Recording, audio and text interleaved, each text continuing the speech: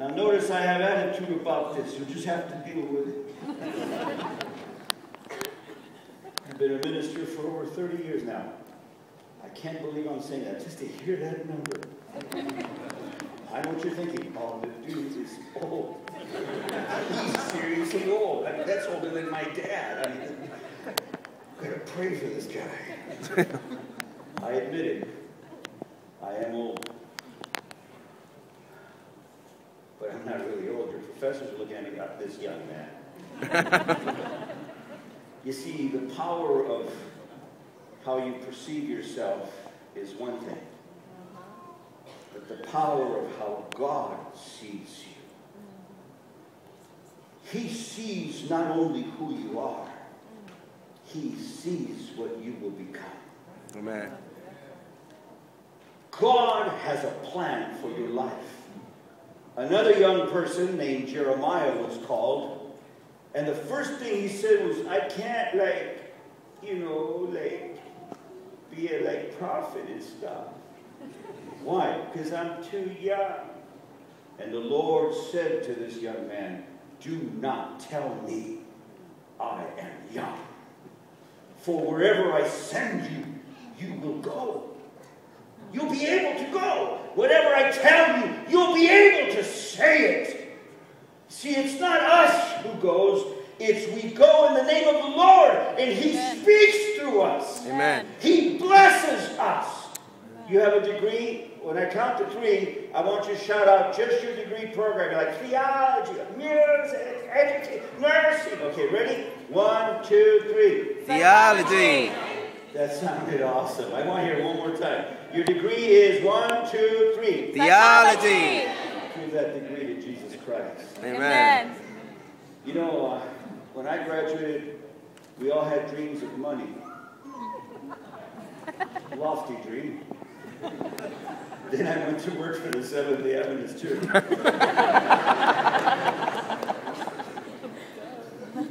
My wealth is in heaven. Amen.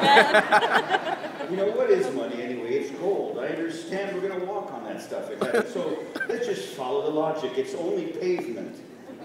Just how much pavement do you need in life to be happy? I got a lot of pavement. I got stuff in the garage. I got 3 rooms in the house. We got a lot of pavement. I mean, we're going to walk on this stuff in heaven.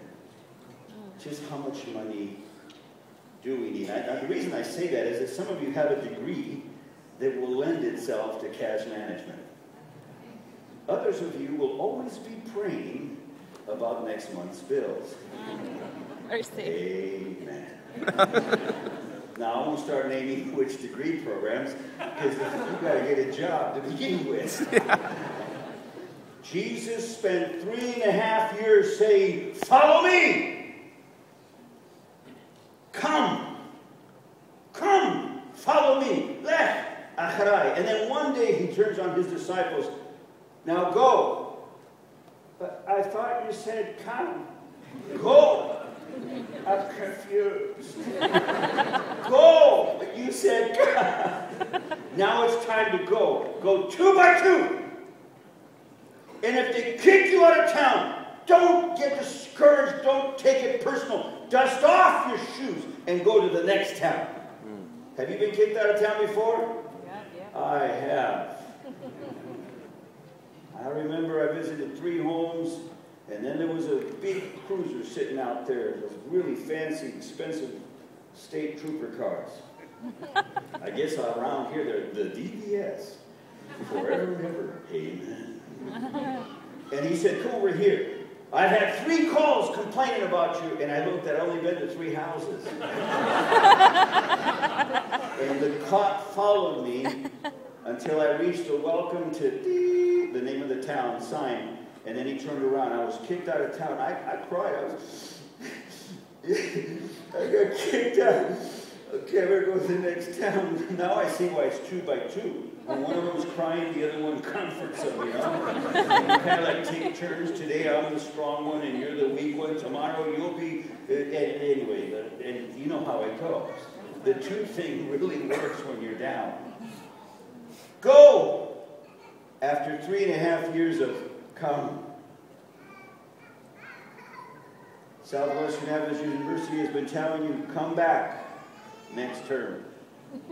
On Sunday, they're going to tell you, now go. Go. It's going to be weird when you walk off this campus. You load the car with your stuff. And you're going to tell your friends, I can't believe I'm not coming back. No, that was high school. This is going to be like, okay, like, I'm not coming back. Awesome. Isn't it true? At Academy graduation, you were crying and carrying on. I'm not going to see my friends ever again. But college is like, hey, we're adults now. Go. That will be the command. Throughout 3.5 years, Jesus had told the disciples, I am the light of the world. In the beginning was the Word, John chapter 1, and on, verses 1 and onward. The beginning was the Word, and the Word was with God, and the Word was God. The same was in the beginning with God. All things were made by Him, and without Him is nothing made that is made. In Him was life, and the life was the light of men. And that was tested because one day while Jesus is preaching from the steps of the temple, a prostitute caught in the very act was thrown roughly down at His feet. And as she lay there, embarrassed and ashamed in front of who knows how many people, Jesus turns to her and says, neither do I condemn you. Go and sin no more. Remember, God does not condemn us. He condemns the sin. Do not fall into the temptation of condemning sinners. You have been called to love sinners. Whenever I get in troubles and I'm hanging out with sinners, oh, look at, he looks like the world. No, I don't. I live with Jesus Christ, but He sent me to find sinners, not saints. Amen. Sometimes it doesn't look right. Especially when I'm back home in the hood. Now, I've just spent 18 years in Washington, D.C. That's a different kind of hood. Those politicians, there are many politicians who claim to be Christians on TV, and you see them in their private life, and it's scary. Then others that you think are the lost worldly ones, they're the ones I catch praying and reading their Bibles. It's amazing what public image can be and reality. Mercy. And so, you can look bad if you're seen working with a Democrat. You can look bad if you're seen working with a Republican. No one knows what you're talking about. They're just judging by the outward appearance. But we're not there to be politicians. We're working for Jesus. Amen. You see, it doesn't matter what degree you have. You're going to go out into the world. And Jesus had spent 3.5 years because when He forgave this girl, caught in the very act of sin, neither do I condemn you. And then He invites her to a relationship. Go and sin no more. You want victory over sin? Hang out with Jesus Christ on a daily basis. There's a saying in Spanish that says, dime con quién andas y te diré quién eres. I know it sounds profound. Tell me who you're with, and I'll tell you who you are. So you start hanging out with Jesus, you start looking like Him. He looks good, doesn't He? Look in the mirror. You're a son, you're a daughter of the King. You look like Him. What's wrong with living like Him? How could it be shameful to do what He did? Why should it be inappropriate to love as He loved, to forgive as He forgave, to be unafraid?